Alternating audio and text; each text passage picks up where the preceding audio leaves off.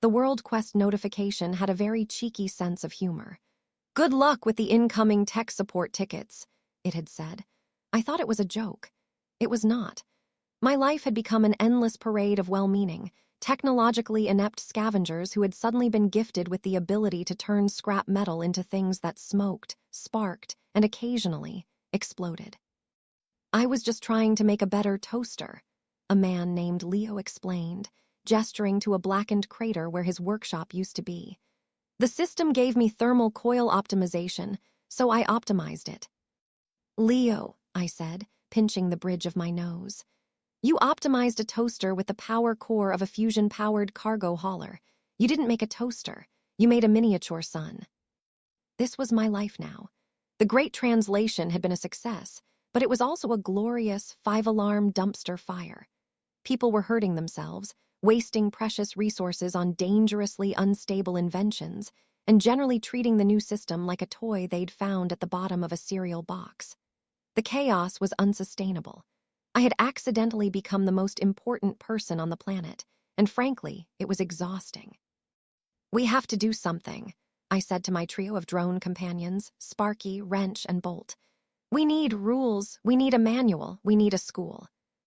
And so, Kori's Scrapyard Academy for Responsible Innovation was born. The name was a bit much, I'll admit, but it had a certain ring to it. I repurposed a massive, hollowed-out generator facility, its cavernous main chamber perfect for a workshop and classroom. I put out a call. Bring me your confused, your frustrated, your would-be inventors who are tired of accidentally vaporizing their own eyebrows. They came in droves. My curriculum was simple. Lesson 1, just because the system lets you hook a plasma rifle's capacitor up to a coffee maker doesn't mean you should. Lesson 2, appraisal is your best friend. Learn to read the potential of a component before you use it. Lesson 3, explosions are a sign of failure, not a fun bonus feature. It was working. People were learning. They were building efficient water purifiers, stable power generators, and long-range communication arrays. A community was forming, a society built not on brute force, but on shared knowledge and clever creation. And then there was Ren. Ren was young, brilliant, and utterly reckless. He was a natural tinker, a prodigy who saw the new system not as a tool for survival, but as a shortcut to ultimate power. He absorbed my lessons faster than anyone, but he only ever saw them as a foundation to be surpassed, not as principles to be respected. "Your methods are too cautious, Kori," he'd say, a dismissive smirk on his face. "You build walls, I want to build cannons." He was obsessed with translating the most destructive fantasy spells. While I was teaching people how to refine the light, spell into stable, long-lasting glow lanes for our settlement, Ren was in his corner, trying to translate Meteor Swarm. "Ren, that's not a toy," I warned him, after finding the schematics for a cluster bomb launcher on his workbench. "The system gives us the intent, but we're still bound by the laws of physics. That thing is a suicide machine. The power draw is too unstable." "Not if you bypass the safety regulators," he shot back, his eyes gleaming with a dangerous fire. "Power requires risk." Our ideological clash came to a head during the annual scrap meet, a gathering of scavengers from all over the Great Heap. It had always been a place to trade parts and stories.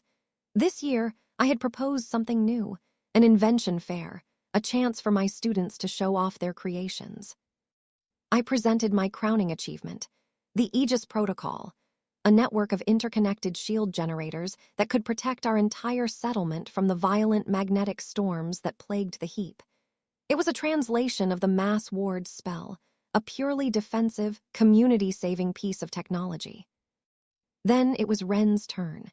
He strode to the center of the fair, a cocky swagger in his step. He wasn't carrying a device. He was the device. He had built a suit of powered armor, a monstrous thing of mismatched plating and glowing, overclocked power conduits.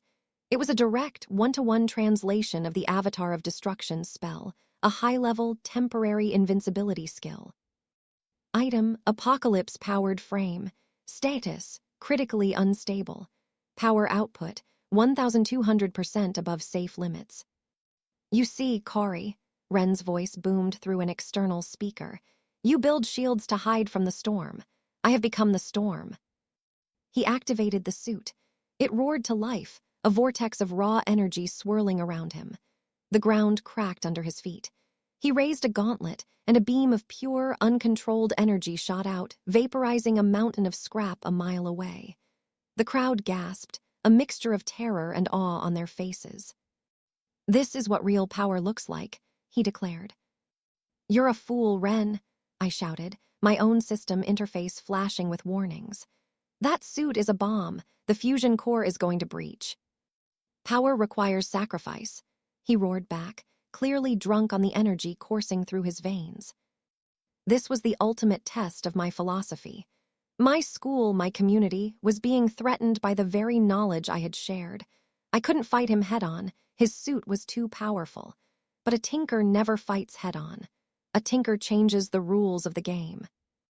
Malik had taught me that a good defense is also a weapon. Ren's suit was powerful, but that power was also its greatest weakness. It was drawing an immense amount of energy from its fusion core, and it was shedding just as much as waste heat and radiation. I didn't need to destroy the suit. I just needed to help it destroy itself. "Sparky, wrench, bolt," I commanded. Phase 1, aggressive heat management. My 3 drones zipped into action. They weren't armed with weapons. They were armed with my translation of the Ray of Frost spell, cryo-emitters. They swarmed around Ren, spraying his superheated armor with blasts of intense cold. It was a lesson in basic physics. The rapid, extreme temperature change caused the armor plates to contract violently. Hairline fractures spiderwebbed across the surface. Alarms began to blare from Ren's suit. "What is this, pathetic?" he bellowed, swatting at the drones. "It's called thermal shock, you amateur," I yelled back. "Lesson 4, know your material tolerances." He was distracted, trying to hit my nimble drones. Now for Phase 2. I activated the Aegis protocol, my network of shield generators, but I didn't raise a defensive wall. Instead, I reconfigured the emitters on the fly, using my Junkyard God admin privileges to do something the system never intended. I turned the network into a giant magnetic bottle, a containment field. New skill unlocked, field manipulation. The air around Ren shimmered. He was now standing inside a focused magnetic field. "A cage," he laughed. "I'll tear it apart." "It's not a cage," I said, a grim smile on my face. "It's an oven." I reversed the polarity. The magnetic field began to agitate the waste energy pouring off his suit, turning it back on itself. It was a feedback loop. His own immense power was now cooking him alive. The temperature alarms on his HUD must have been screaming. "Shut it down, Ren," I pleaded. "You're going to melt the core." "Never," he screamed, his voice strained. He tried to fire his weapon, but the energy dissipated harmlessly against the magnetic field. He was going to do it. He was going to let his ambition kill him and take half the settlement with him. I had one last, desperate idea. It was a translation of a simple, low-level telekinesis spell, Mage Hand.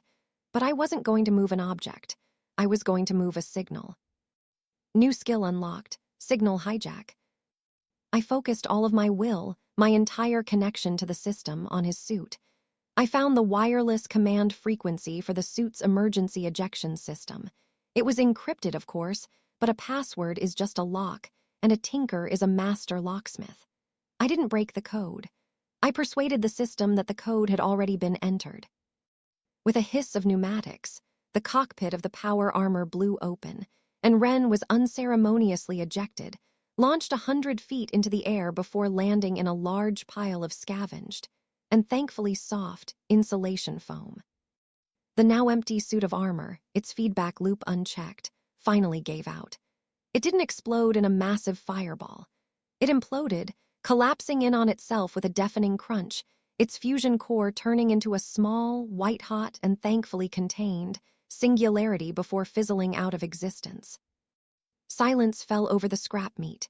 Everyone stared at the hole in the ground, then at Ren, who was slowly untangling himself from the foam, and finally at me. I walked over to him, my expression tired but firm. "Class dismissed," I said. He looked at me, his arrogance finally gone, replaced by a dawning, horrified respect. He had tried to become a storm, but he had forgotten that a good tinker doesn't just build shields against the storm. A good tinker can redirect the lightning.